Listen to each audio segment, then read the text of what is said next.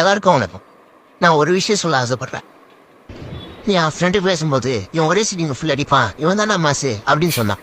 அப்பெல்லாம் ஒரு மயிரம் இல்லை. நான் ஒரு காலத்துல வெறும் கட்டிங் போட்டு சுற்றி நிற்பேன். அப்போ என் ஃப்ரெண்டு சொல்லுவோம், கட்டிங் போடுறது மாசு இல்லைடா, ஒரே சிட்டிங் ஆஃப் பண்ணணும். ஆஃப் போடுறதுக்குள்ள பெருசு இல்லை, ஆஃப் போட்டு தெளிவா பேசணும். அவன் சொன்ன அந்த வார்த்தை தான் என்னை பிடிக்க தோணுச்சு.